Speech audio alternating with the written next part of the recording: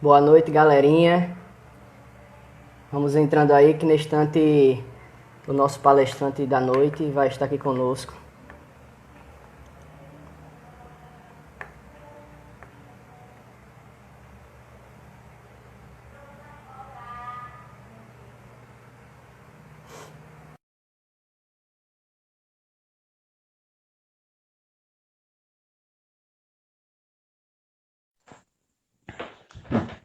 Fala, Jefferson. Boa noite. Fala, professor. Boa noite. Tudo bem? E aí, tá tudo na paz, graças a Deus. Que honra eu estar aqui com você nessa noite. Oxe, que nada, honra toda minha. Para mim é uma felicidade muito grande estar aqui conversando com vocês. Aí, o grande Yuri, tá aí com a gente, faz parte do nosso grupo. Vai ser Dá legal, só mais vai ser bem uns divertido. 2 minutinhos para ver se alguém entra mais aí. Ah, sim, vamos sim. E aí, já começou a ler o livro? Sim, sim, muito bom. Que livro sensacional. Em breve a gente manda mais alguns trabalhos para você dar uma olhada. Ó, o professor Glauber. Aí o Lago entrou aí. Hum, Diogo. isso, legal. Então, galerinha, enquanto vão entrando aí, eu vou falar aqui o currículo do professor Neto Rezende, né? Então, o professor Neto Rezende, para quem ainda não conhece ele é bacharel em Educação Física pela Universidade Federal de Sergipe, a UFS. Ele é mestre em Educação Física pela UFS. É discente do programa de doutorado em Ciência da Saúde pela UFS. É membro do FTG e Científico Esporte. É coordenador adjunto do projeto Mais Viver e tem mais de 75 trabalhos publicados em revistas nacionais e internacionais e aproximadamente 25 artigos publicados em revistas especializadas em treinamento físico para a terceira idade.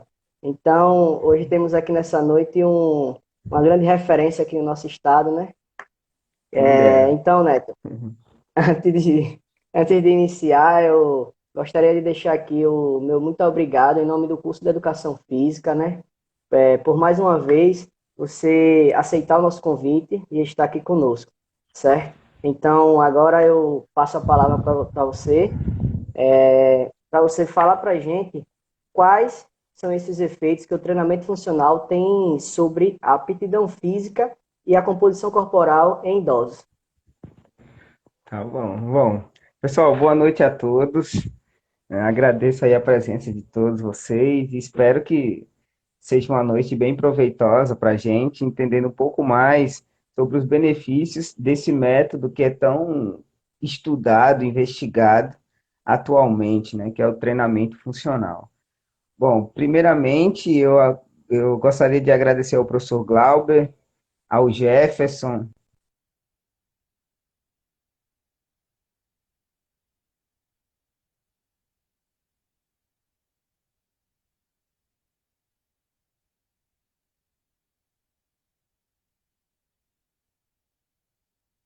Oferecer um melhor serviço, né, para a terceira idade, para esses idosos que a gente tanto ama.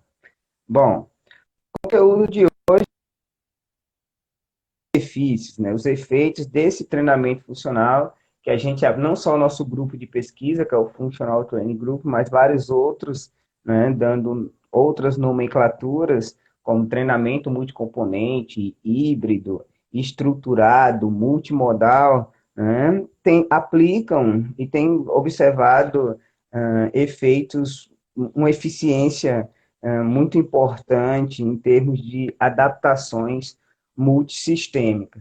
Antes de falar dos efeitos em si, a gente precisa entender o que é o idoso, né? O que é que ele sofre.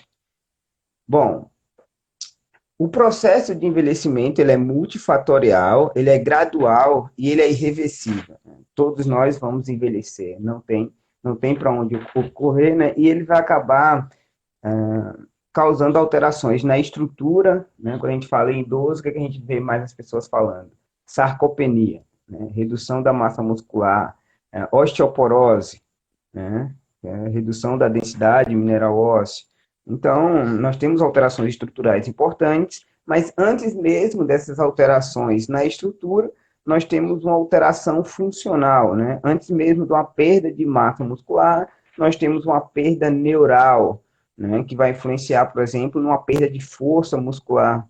E é por isso que o consenso europeu, né, para definir se uma pessoa é perda de força e de função, né?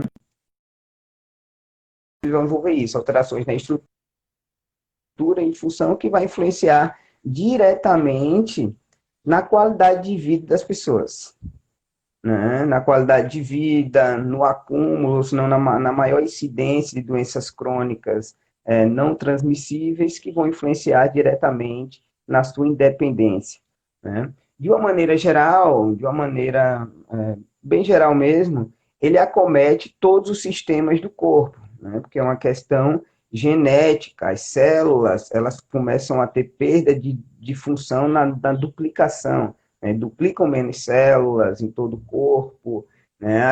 As células têm menos funcionalidade, consequentemente, todos os sistemas vão sofrer alterações. Como eu falei, sistema músculo-esquelético, nós temos sarcopenia, osteoporose, nós temos perda de força, de potência, né, no sistema cardiovascular, nós temos 65% da população idosa sendo atingida por a hipertensão, né? Então, todos os sistemas sofrem declínios, e por todos os sistemas sofrerem declínios, muitos grupos de pesquisa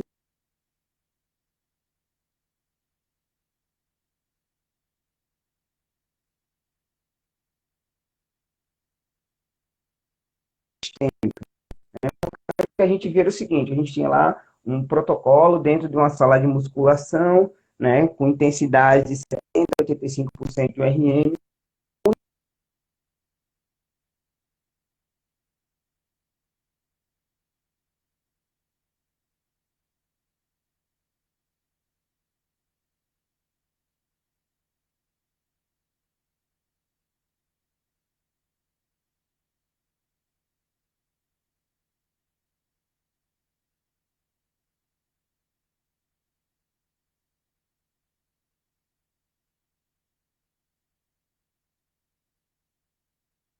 adaptações ao treinamento físico, elas eram protocolo dependentes, eram protocolos mais específicos para o equilíbrio, com atividades motoras sensoriais, eram protocolos com caminhada, trotes leves, ou até mesmo uma atividade intervalada, que tinha grandes efeitos na capacidade cardiorrespiratória, né? Só que os pesquisadores começam a observar que se o idoso ele sofre um declínio multissistêmico, né, o treinamento ele tem que promover adaptações multissistêmicas. Por isso surgiu o nome de treinamento multimodal.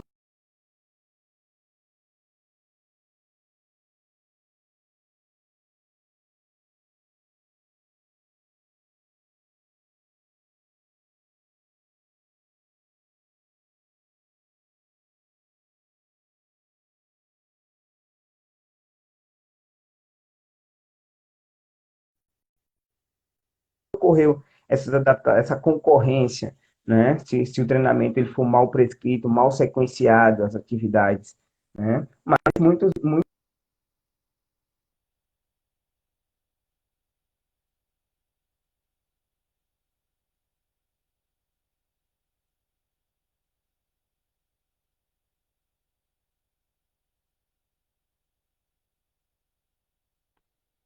né, uma melhora metabólica mais consistente.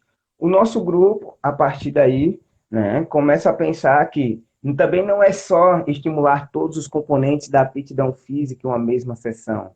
Os exercícios escolhidos também precisam ter semelhança com as atividades cotidianas, porque o desfecho, né, para qualquer idoso é manter sua independência em atividades cotidianas, é manter a habilidade que ele tem de sentar e levantar de uma cadeira, de transportar um objeto, de varrer a casa, de tomar o seu próprio, de tomar sozinha seu banho, vestir sua roupa, né? Essa é a necessidade, né? Esse é o objetivo final, de qualquer programa de atividade física para a terceira idade? É fazer com que eles continuem fazendo suas atividades simples, né, teoricamente simples do cotidiano, que eles continuem se divertindo com seus netos, saindo para a casa da coleguinha para contar uma fofoca, ir para um supermercado, né? Esse é o objetivo do próprio treinamento funcional. E se você quer treinar funcionalidade, nada mais é importante do que pegar esses padrões de movimentos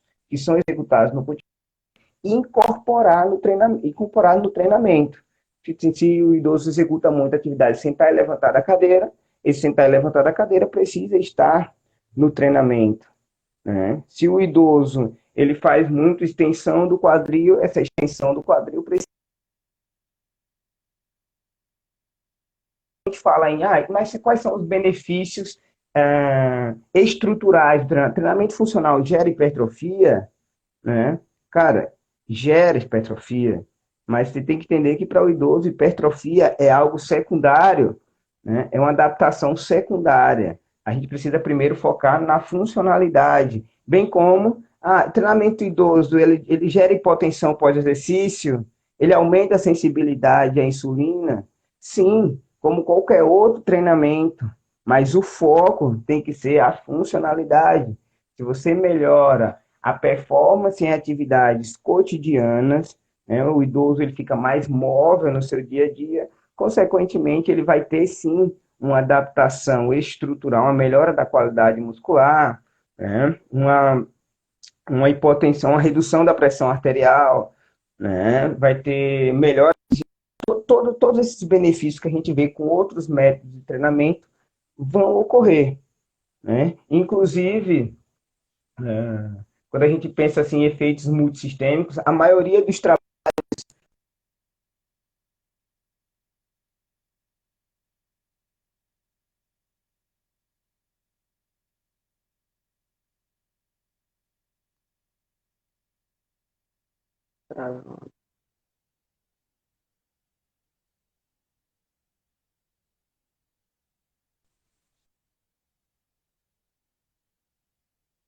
Tá, tá, tá travando, né, professor?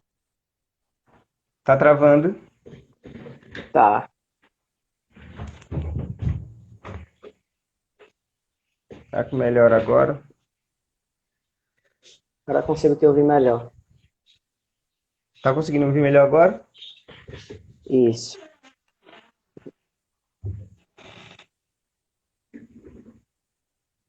Mas deu para entender o que eu falei até aqui? Deu. Tá. Então, o que a gente estava falando é que essa questão de adaptações multissistêmicas é algo que é classicamente recomendada pelo próprio Colégio Americano de Medicina do Esporte, em 2009, né? E em 2011, de 2000, mostrando que a base do treinamento físico para a terceira idade eram exercícios aeróbicos e exercícios resistidos. Mais recentemente, né, a gente vê que mudou um pouco essa visão. A base do treinamento físico para a terceira idade é o próprio treinamento neuromuscular, né, o treinamento de força e o treinamento de potência, que é considerada a variável que mais influencia no desempenho em atividades cotidianas, né? Dessa forma, o treinamento funcional hoje, ele é um treinamento de força, né? Que muita gente esquece, acha que uma coisa é treinamento resistido, outra coisa é treinamento funcional. Já vi muita gente falando que treinamento funcional ele tem uma característica muito mais aeróbia. Não, né? Treinamento funcional hoje, na sua estrutura, quase que 60, 70% da sessão, ela é treinamento contra a resistência, né? Então, treinamento de força, e principalmente quando se trata, né, do público idoso. Quando se trata do público idoso, você vê a sistematização. Se você vê a sistematização do livro, por exemplo, né, é uma sistematização onde tem um bloco de mobilidade, né, de 3 a 4 exercícios para as principais articulações do corpo, como glenomeral, quadril, tornozelo, 8 segundos de execução por exercício.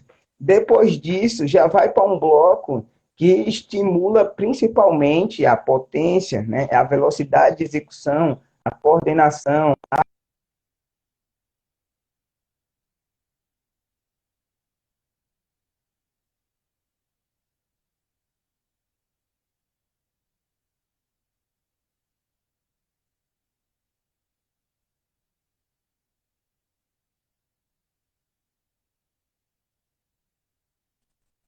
Voltou a travar de novo agora. Deixa eu tentar melhorar um pouco.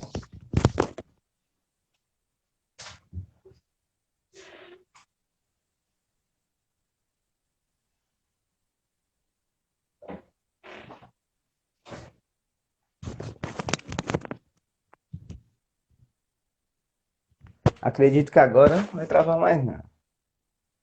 Agora melhorou. Pronto. Então, saindo de um bloco que estimula a alta velocidade de execução, né, que é um treinamento de potência, de força rápida, hoje nós temos agora mais 20 minutos de exercícios de força que seguem as diretrizes padrões, né? 8 exercícios para grandes grupos musculares, alternados por segmento, né, com cargas entre 70% e 85%, ou seja, um treinamento de força tradicional, mas incorporado dentro de outras capacidades treinadas em blocos anteriores. E, por fim, ainda tem 5 minutos de atividades intervaladas, né, cardiometabólicas.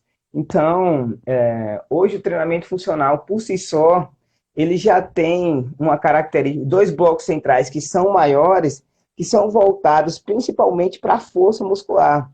Então, se você olhar o treinamento funcional, na sua atual estrutura, é praticamente um treinamento de força, porque só 5 minutinhos de mobilidade aqui e pré-ativação antes, e 5 minutinhos de atividade cardiometabólica depois. Lógico, né? Essa atividade metabólica, ela está presente no treinamento de força convencional, ela está presente em um bloco de alta velocidade, né? A atividade metabólica sempre está prescrita, mas eu estou falando de atividades cíclicas, né? Como é o HIIT, como é uma caminhada, como é uma corrida. Esse tipo de atividade tem só em 5 minutos no final, que é tipo aquele reforço para as adaptações na capacidade cardiorrespiratória, né? Só isso já dá para perceber que o treinamento funcional, ele é naturalmente um treinamento de alto volume e alta intensidade, não é? Porque, ó, 50 minutos de várias atividades em circuito, alternadas por segmento, né? É uma atividade que, velho, é extenuante, é cansativa. E se não souber dosar essa intensidade, né, pode causar aí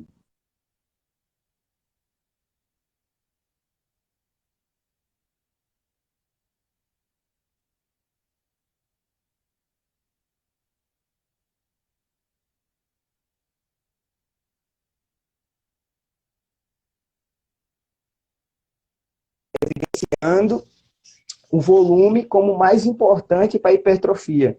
O treinamento funcional por si só, ele é alto volume, ele é alta intensidade. O volume traz um estresse metabólico importante que acaba gerando muita liberação hormonal e um gasto energético também importante para a redução da gordura corporal, né? E o treinamento de força, que também tem no programa funcional, acaba gerando uma alta depressão de glicogênio, que ajuda no emagrecimento, como também um certo dano muscular, onde essa reparação tecidual acaba exigindo muito, né? Acaba exigindo muito gasto energético também, né? Para reconstruir esse músculo lesionado. E, consequentemente, tudo isso gera uma melhora, uma maior redução da gordura corporal, né? E também, lógico, a parte com uma boa nutrição, com um bom tempo de descanso, né? Através de vários satélites, né? Nós vamos ter também hipertrofia muscular, inclusive no público idoso.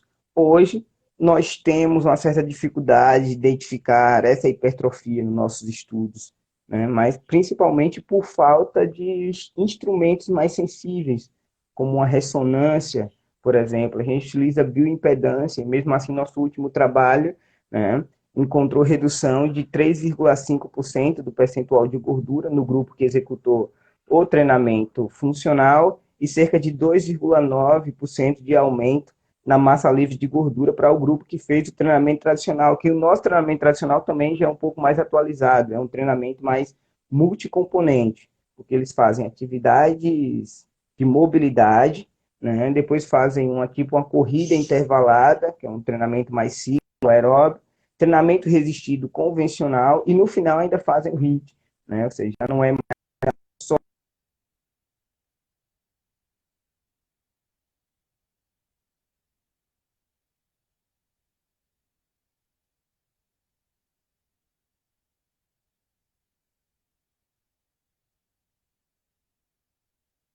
mais importantes são as que ocorrem na força muscular, né? Que também são classicamente evidenciadas a partir do próprio treinamento de força, né? Aquelas adaptações neurais que são tão importantes, aumento na excitabilidade de motoneurônios na medula espinhal, aumento do recrutamento de unidades motoras, que vai levar a um aumento na ativação muscular.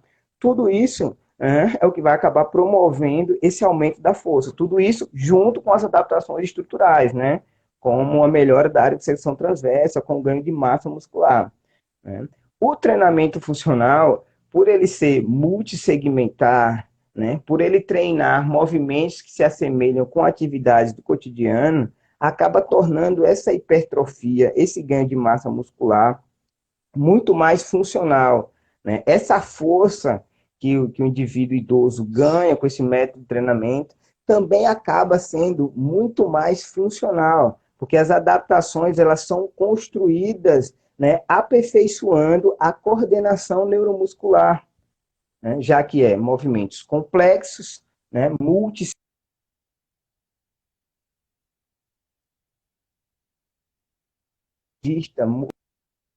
ter completa coordenação. Né? Então, tudo isso acaba fazendo com que esse ganho de força, esse aumento de excitabilidade neural, esse aumento de recrutamento de unidades motoras, ela seja muito mais fluida e muito mais coordenada nessa ação, tipo numa ação de sentar e levantar, numa ação de manipular objetos em grande velocidade. Uma coisa que eu não citei anteriormente na estruturação do treinamento funcional para a terceira idade é o foco na potência muscular, né? Nós temos um neuromuscular 1, que são atividades como deslocamentos entre escadas de agilidade, rope training a máxima velocidade, salto sobre step, lançamento de medicine ball, que estimulam a potência, mas também nós temos um neuromuscular 2, né? Onde nós temos exercícios de força, às vezes segurando um kettlebell de 20 quilos, onde a fase concentra é executada o mais rápido possível. E esse estímulo da potência muscular também aumenta o recrutamento de unidades motoras e também favorece o desempenho em atividades cotidianas. Hoje já é um fato científico que a velocidade de execução ela é mais importante do que a força máxima, inclusive para o equilíbrio, né? Porque normalmente o que acontece é você tropeçar em algo e precisar recuperar rapidamente esse equilíbrio, né? E se você não tiver velocidade de ativação, você não consegue recuperar essa estabilidade e, consequentemente, evitar uma queda no idoso, né? Então, a própria estruturação hoje do treinamento funcional também favorece muito aos ganhos de potência muscular, né? A especificidade de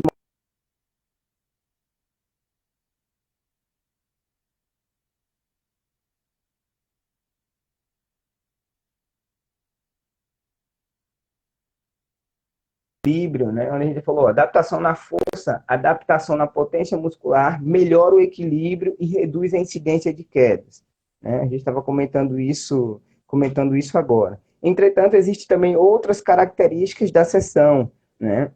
A maioria dos exercícios executados à máxima velocidade dentro de uma escada de agilidade, né? Um deslocamento entre cone, um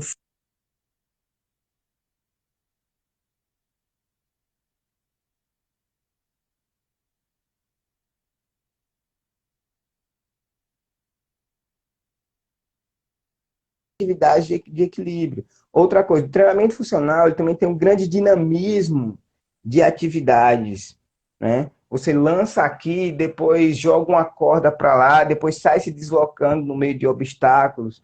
Tudo isso são atividades instáveis, né? Que acaba não só aumentando a potência, mas também aumentando a coordenação muscular de uma forma que tanto o equilíbrio como a agilidade, ela também é beneficiada. Está me ouvindo bem, Jefferson? Sim, professor Nélia, tá perfeito. Bom, então, quando a gente fala em agilidade, equilíbrio no idoso, normalmente ele é medido com testes que são funcionais também, né? O que a gente tenta discutir várias vezes no grupo é que quando você quando você treina funcionalidade, o ideal é que você avalie funcionalidade, né? Porque é isso que a gente procura no final. É usar um teste como sentar e levantar de uma cadeira e contornar um cone, que é um teste que mede tanto agilidade como equilíbrio dinâmico, e verificar se esse idoso ele melhorou ou não, né?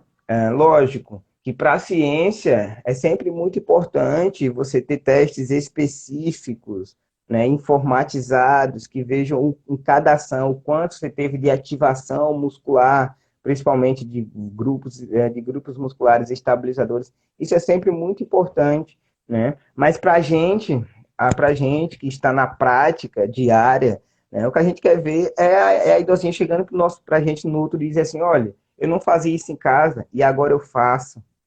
Entendeu? Há quanto tempo eu não visito o meu neto, a minha família, porque é longe, precisa subir escada, porque mora no terceiro andar. E hoje eu posso fazer isso. Entendeu? Acho que para quem trabalha na prática, diretamente com esse público, né, o mais importante, em vez de estar preso em um laboratório, né, é pegar e proporcionar uma adaptação mais imediata, mais clara, mais rápida, tentar aperfeiçoar o protocolo de treinamento e, logicamente, um treinamento voltado para a funcionalidade que se avalia a funcionalidade, né?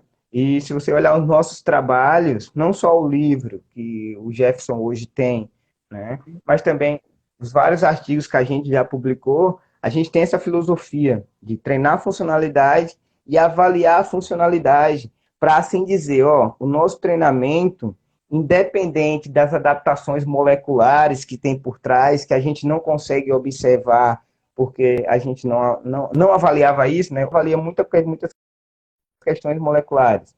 A gente avalia perfil inflamatório, questões imunológicas. Hoje, até que a gente faz bastante coisa relacionada a isso, mas a gente nunca larga a questão da especificidade, da funcionalidade, inclusive na própria avaliação. Isso é muito importante, né? Bom, então a gente falou do equilíbrio, o treinamento funcional na estruturação que a gente passou também, ele acaba gerando boas adaptações na capacidade cardiorrespiratória, e não é só por conta de um bloco HIIT no final, né, de uma atividade intermitente, né, de alta intensidade, mas existe uma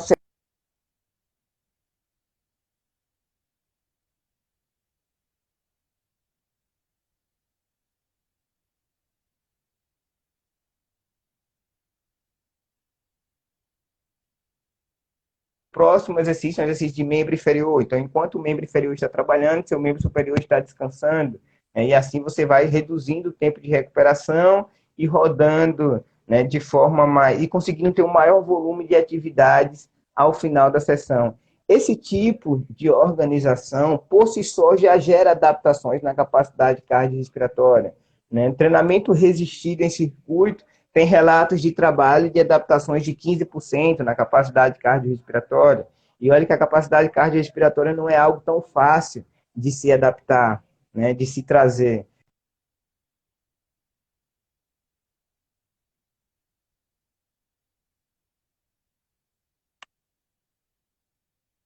Da sessão, né? Então ele acaba realmente gerando adaptações significativas. Num teste de Num teste de caminhada de 6 minutos, a gente já utilizou o teste de caminhada de 6 minutos. O Léo, eu não sei se está aí ainda, já propôs o teste de caminhada de 400 metros e a gente também já colocou nas nossas intervenções, a gente consegue observar melhoras de 8%, de 9% na condição cardiorrespiratória.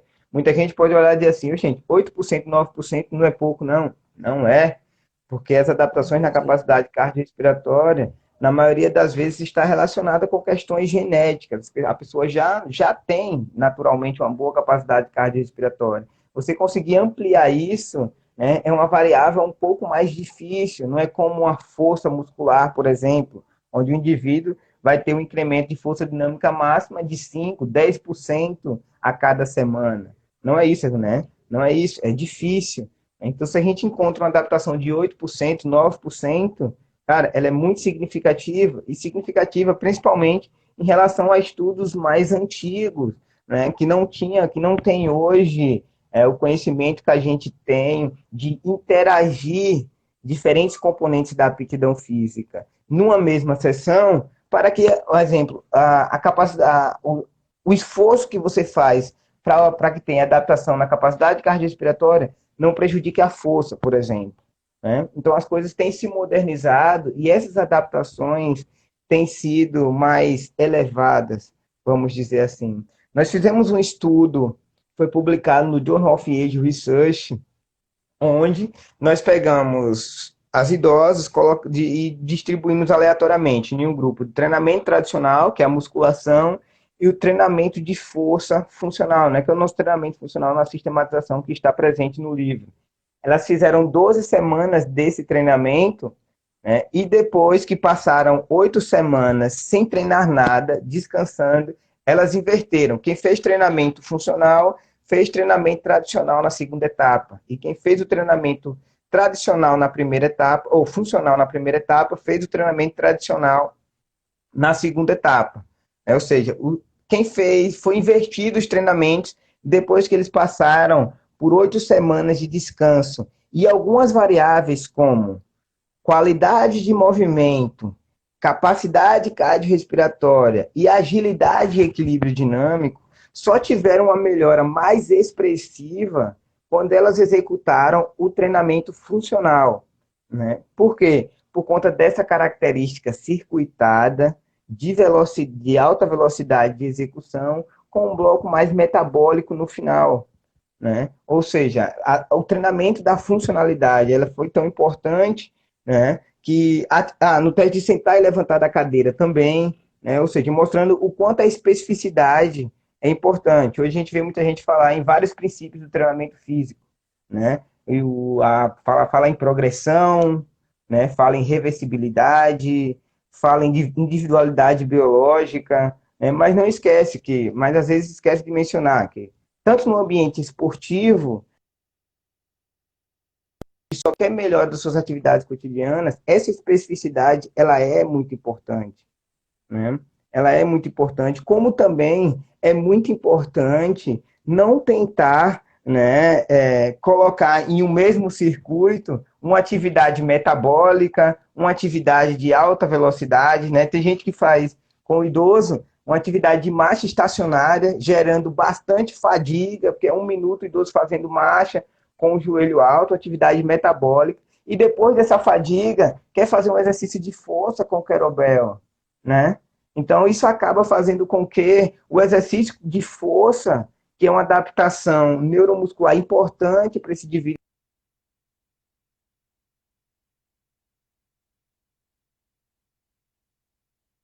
ser prejudicada. A adaptação na força, se você treina, você vai ter.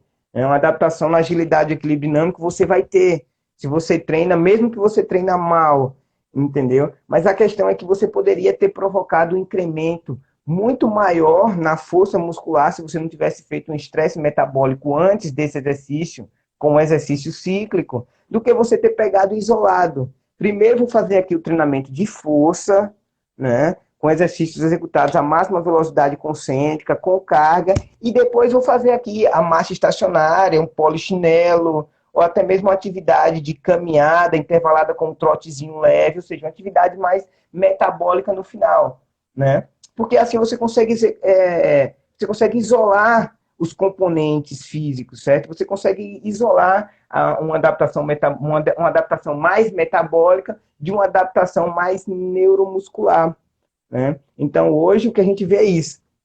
Várias vezes, né, eu passo e vejo esse tipo de ação, né? Um indivíduo, numa mesma sessão, uma atividade de potência muscular, né, que antecede a ela um abdominal, né? Não tem, tem que entender um mínimo de bioenergética para você conseguir isolar e maximizar os benefícios, né? Porque hoje, para o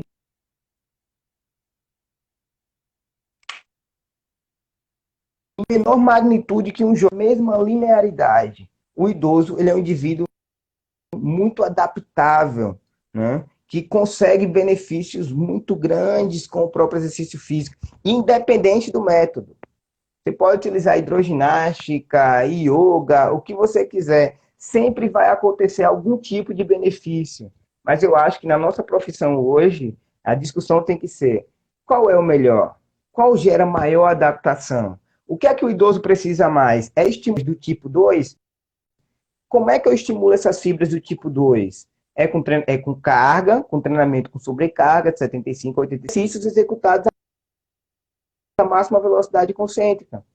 Então, isso não é negociável. Isso tem que estar dentro da sessão para que ele tenha essa adaptação mais expressiva no final, né? Agora, se eu sei que o idoso ele perde mais fibras do tipo 2, ele perde mais potência muscular, e eu continuo fazendo exercícios físicos com garrafinha PET de 500 gramas, com movimentos cíclicos aqui lentos durante 1 minuto, que estimulam principalmente fibras do tipo 1, cara, você vai aumentar a força desse indivíduo. Você pode até melhorar a ativação de fibras do tipo 2, mas vai ser muito menor do que um treinamento mais específico, com alta carga, com alta velocidade, entendeu? Então, talvez o que falte é estudar mais quem é o idoso, o que é que ele precisa de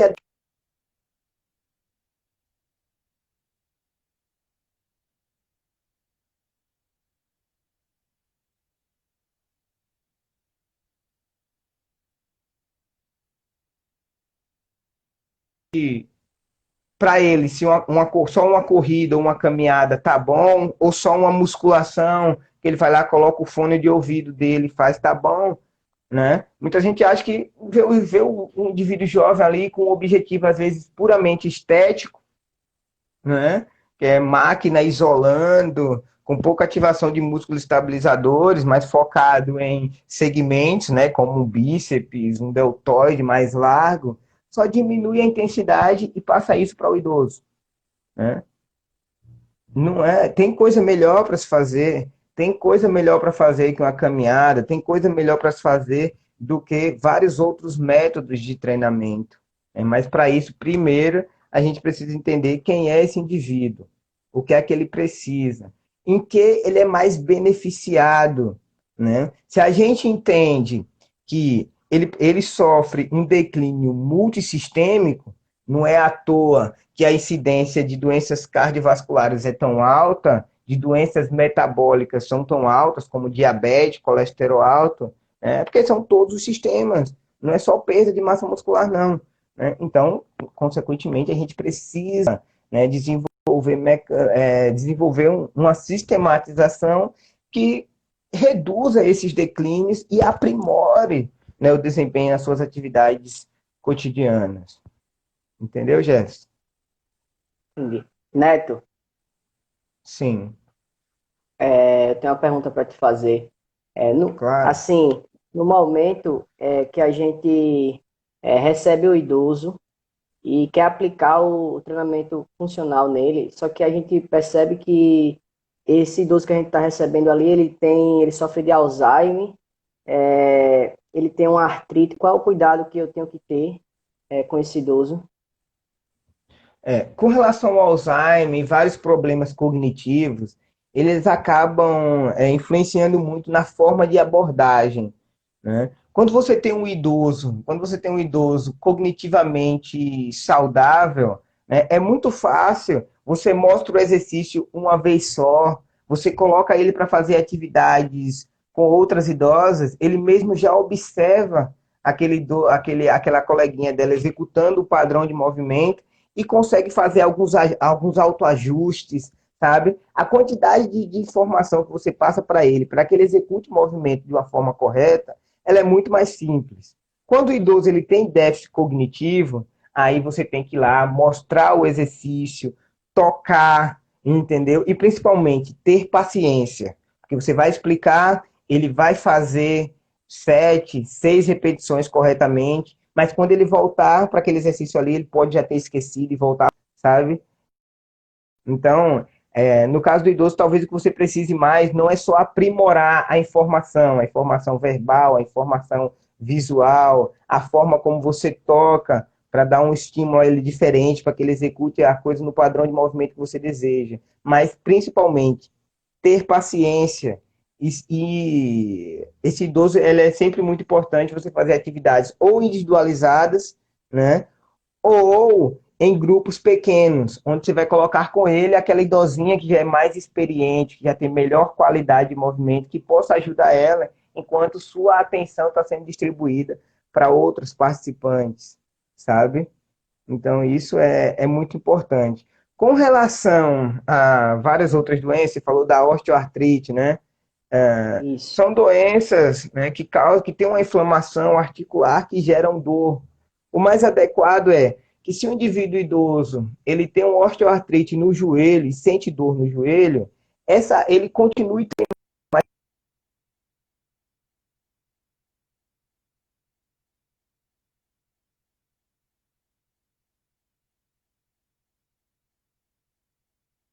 ou se não terra, ou seja, qualquer exercício que isole, que diminua muito a amplitude da articulação do joelho, ou que deixe ela imobilizada e que você continue trabalhando outros segmentos, outras articulações do corpo.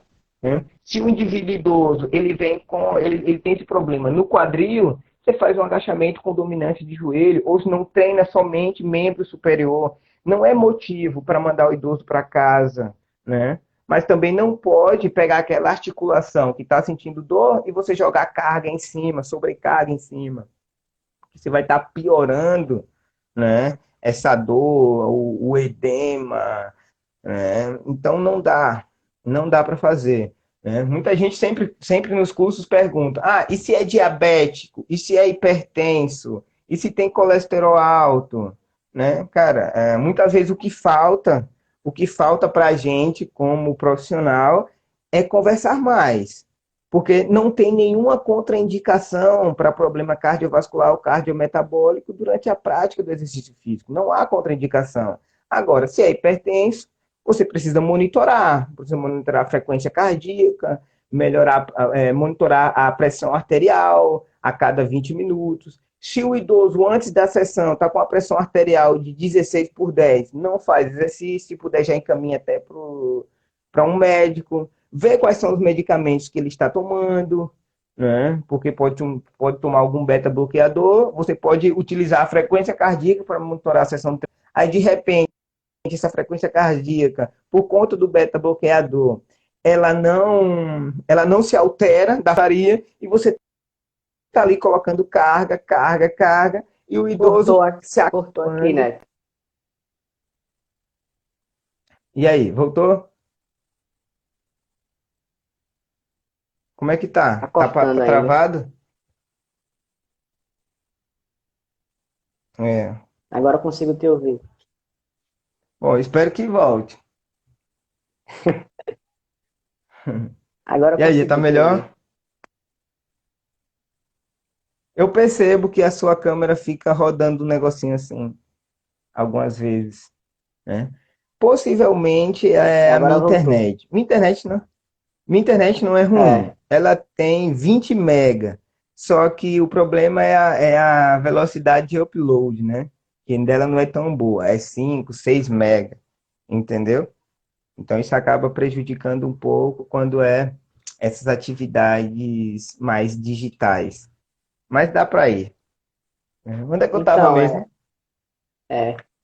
Então, Neto, temos aqui 10 minutos ainda.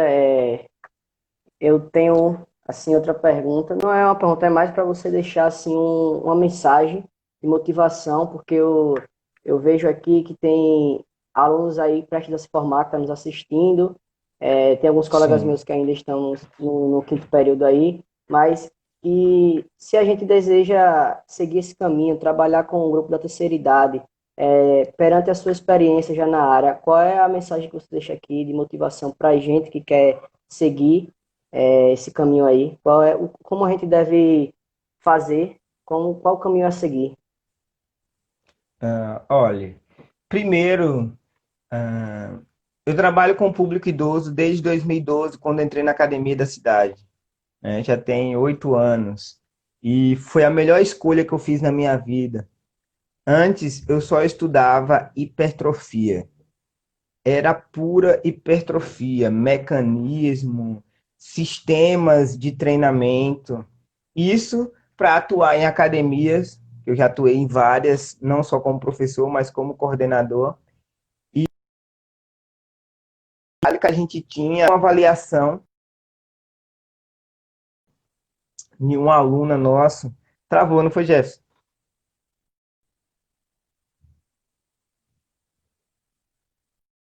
Travou, não foi?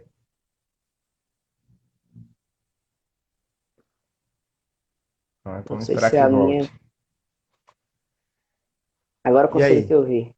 Pronto, né? E Voltou. assim, uma coisa que me deixava um pouco triste era você, às vezes, fazer uma anamnese em um determinado aluno, vir para casa e às vezes passar horas prescrevendo um treinamento para ele, né? Às vezes você prescrevia um treinamento de 3 meses, ele ficava um mês, depois não vinha mais para academia. Mas o pior era você se esforçar bastante, sabe?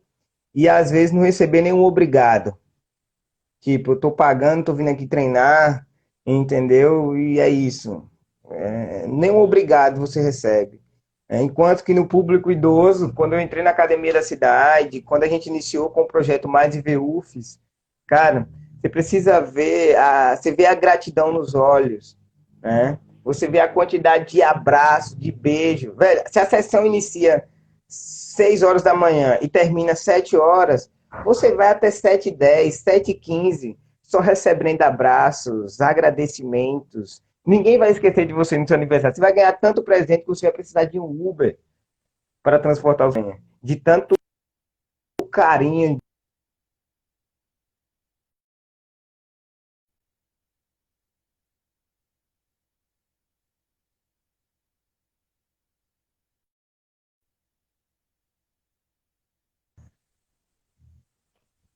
Travou um pouco, não foi, Jess?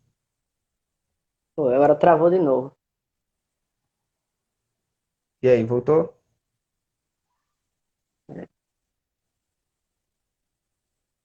Tá travando, mas dá para te ouvir. Pronto. Né? Então, a gratidão, o carinho, né? Isso aí é muito importante para alguém que está ali se dedicando, estudando todos os dias para promover o seu melhor serviço, sabe? E foi isso que eu comecei a perceber no público idoso. Era um carinho, era assiduidade de estar sempre presente, faça chuva, faça sol, mas está ali treinando, né? Tá ali se divertindo e nos divertindo, né? Então hoje, até porque é a população que mais no Brasil e no mundo, né? As coisas estão acontecendo, a gente teve aí a reforma da Previdência, né? De tanto idoso que a gente está tendo. Então, é um público que está crescendo e que vai precisar de profissionais que atuem nessa área, né? Mas, cara, não é qualquer profissional de educação física que vai saber atuar, né? Um profissional que, para atuar com o idoso, ele tem que desenvolver muito mais o seu lado humano, né? De saber que queira que não, é uma população que precisa de atenção, que precisa que você demonstre atenção, que você demonstre cuidado, entendeu? Que é uma abordagem completamente diferente dos profissionais de educação física, que às vezes têm uma formação muito mais militar. Bora, 3 de 10, mais uma, força, força.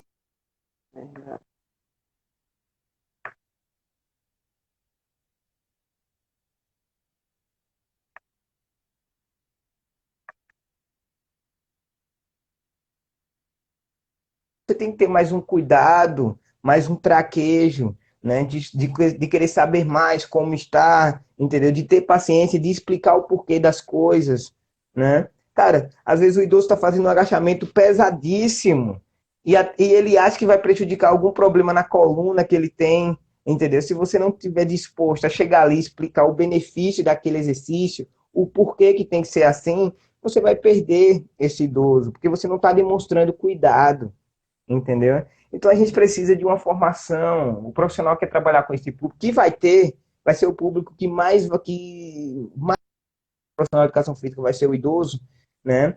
Esse idoso, esse profissional de educação física, ele tem que desenvolver o seu lado humano e tem que entender o que é o idoso, né?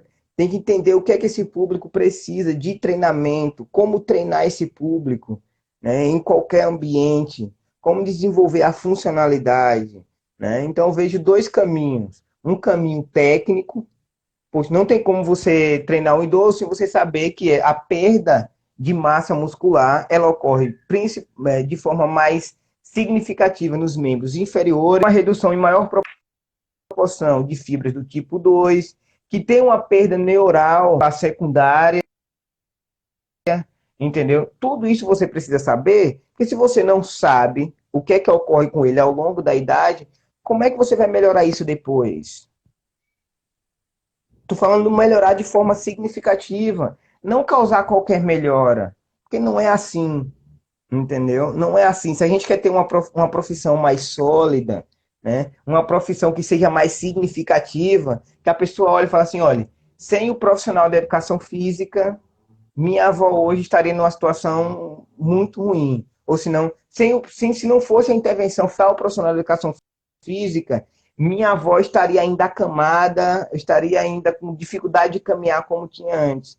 Quando é que a gente vai começar a ouvir isso? Dizer assim, alguém chegar e dizer assim, ó, o profissional de educação física que atendeu minha avó, intervenção excelente, é outra profissão hoje.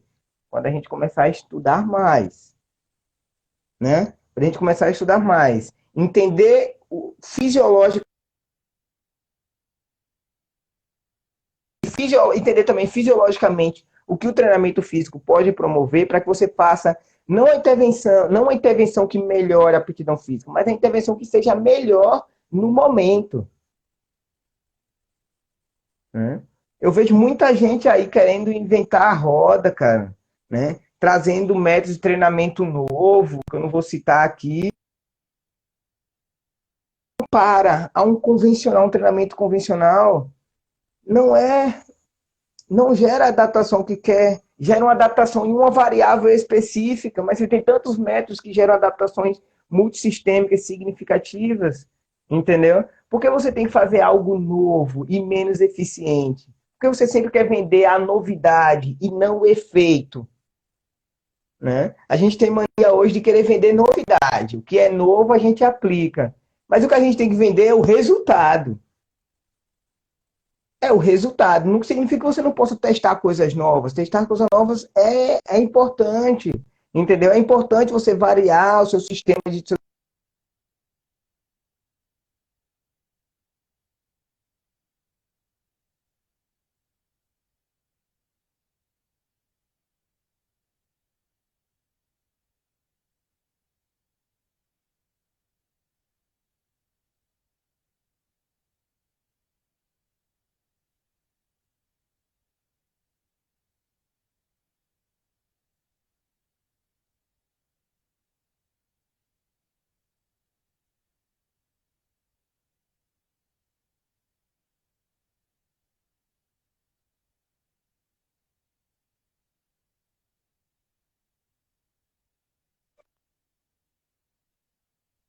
Travou agora.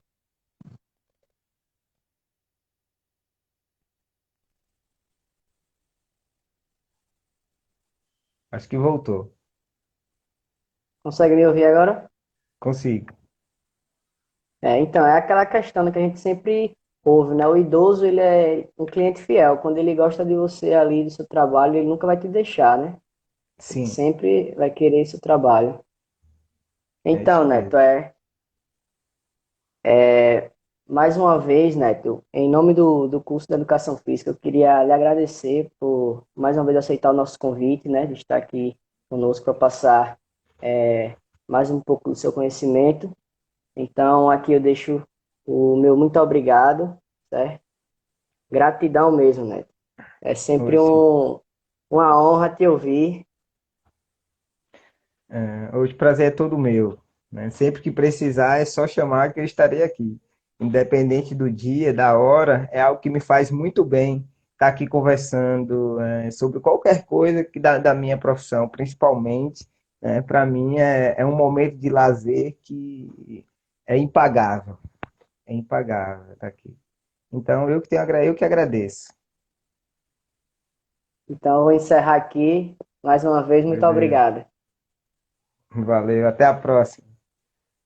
Até, Neto. Valeu.